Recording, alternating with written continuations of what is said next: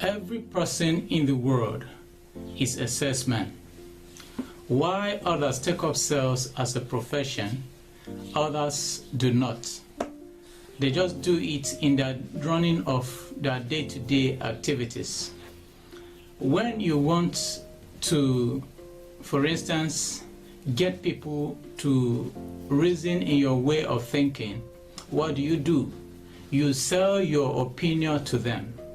When you want a child to eat vegetables instead of candies and snacks only, what do? You sell the child on why the child should eat vegetables, why vegetables is good for the child. So everybody in the world is a salesman. Now I came across this little book that I bought several years ago, and the book is titled The Greatest Salesman in the World, and is by Ogmandino. The book was first published in 1968, and I consider it a classic. Looking at the title of the book alone, you might be deceived that this book is meant only for salespeople, and like I told you before, everybody in the world is a salesman. Looking at the pages of the book, I discovered that it is needed by just everybody in the world. So I found it very important to take this time and point out some things from this book, but I'll be looking at just a particular chapter. We'll be looking at just chapter 17, and this is my own title of this series. I call it The Prayer of a Successful Entrepreneur. As an entrepreneur, we do pray, but this is not necessarily the religious form of prayer that we know. Everybody prays at one point in time or the other, and this has nothing to do with your faith or religion. That is why even in the court of law, you hear somebody praying the judge. Everybody prays at a time or other. So I will just go on and read from the book while we proceed. Who is of so little faith that in a moment of great disaster or heartbreak has not called to his God? Who has not cried out when confronted with danger, death, or mystery beyond his normal experience or comprehension? From where has this deep instinct come which escapes from the mouth of all living creatures in moments of peril? Move your hand in haste before another's eyes, and his eyelids will blink. Tap another on his nails, and his leg will jump.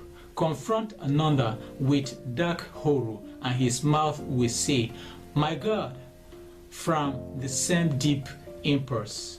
My life need not be filled with religion in order for me to recognize this great mystery of nature.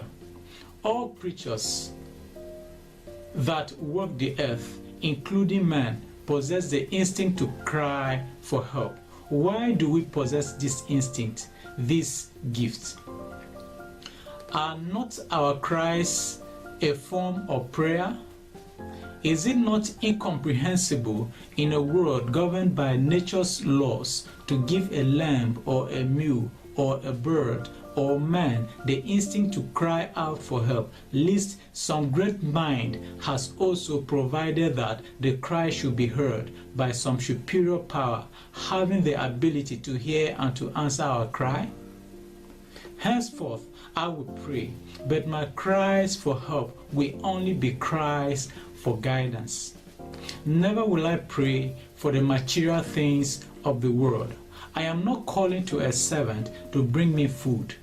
I am not ordering an innkeeper to provide me with room. Never will I seek delivery of gold, love, good health, petty victories, fame, success, or happiness. Only for guidance will I pray, that I may be shown the way to acquire these things, and my prayer will always be answered. The guidance I seek may come, or the guidance I seek may not come. But are not both of these an answer? If a child seeks bread from his father and it is not forthcoming, has not the Father answered? I will pray for guidance, and I will pray as a salesman in this manner. So, like I've said before, everybody prays, but this is not about religion. This is about how an entrepreneur, the successful entrepreneur, prays. In the course of this series, you get to understand how the successful entrepreneur pray. So from this point where I stopped reading, the prayer now starts. But I will be taking them in the course of time, paragraph by paragraph. Each paragraph will be used to form an episode. Thank you very much for staying with me, and I look forward to seeing you the next time. Keep it a date. Bye-bye.